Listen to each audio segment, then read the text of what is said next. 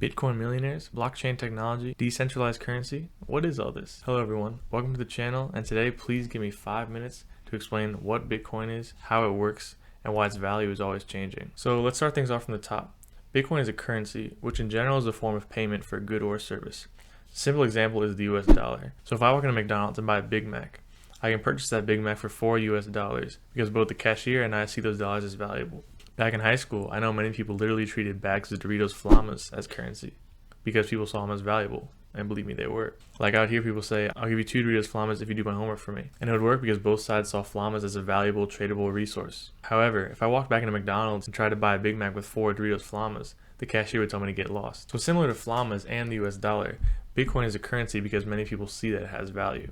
So why is Bitcoin so popular while Doritos Flamas aren't? The reason is that Bitcoin and other cryptocurrencies have multiple advantages over our traditional monetary system. Let's first look at how our money works today. Let's go back to high school and say that your friend group is paying each other in Flamas for various things.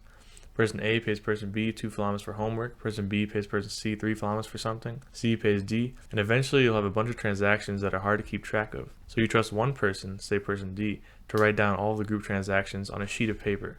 They'll hold on to all the Flamas and figure out who gets what. Now this is all well and good, but let's say the person D can't be trusted, and they fudge some numbers to benefit themselves. There's only one transaction sheet, and the others can't do anything about it. What if the list gets hacked into, and someone else edits it for their own well-being? What if person D straight up gets robbed, and all of their Flamas are stolen? Now you also need an objective third party that can investigate fraudulent activity and enforce consequences. Restock person D with Flamas when they go missing, and potentially adding more bags of Flamas to this economy. This is what we call the centralized monetary system, where banks hold a list of transactions and facilitate the movement of currency while a government enforces decisions about the currency, like how much to produce and who can have access to an account.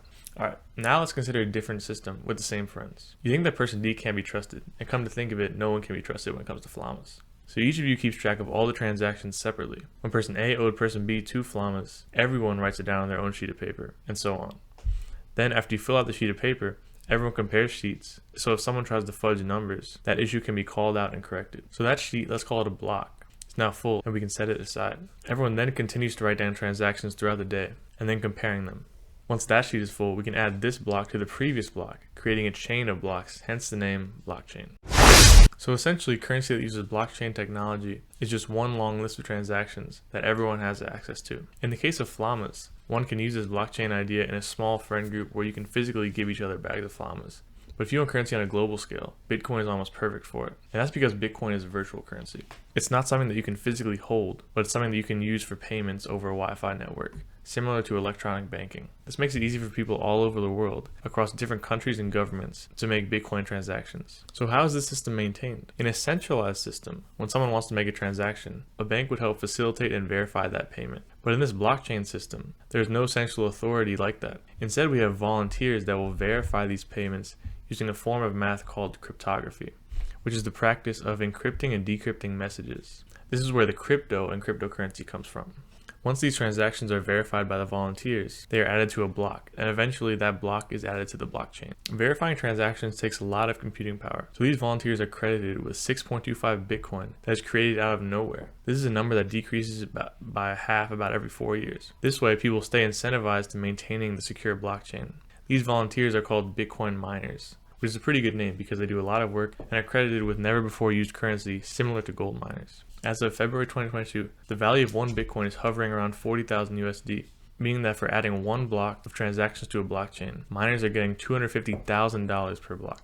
That's pretty good if you ask me. That brings up another topic. Why is the value of Bitcoin so high? And also, why does the value fluctuate so often? This has to do with Bitcoin being decentralized. Let's again look at the centralized system. In this monetary system, the government or central authority is setting what the value of the currency is. For example, they could increase the amount of money in the economy, which decreases the value of that money, like how inflation does. In simple terms, they can decide the value of the dollar. The decentralized system, on the other hand, works like the stock market. People will buy Bitcoin, and the more people that buy it, the more value it has. Here, the people decide the value of the money. The drawback is that the value of Bitcoin and other cryptocurrencies is extremely volatile, which means liable to change rapidly and unpredictably.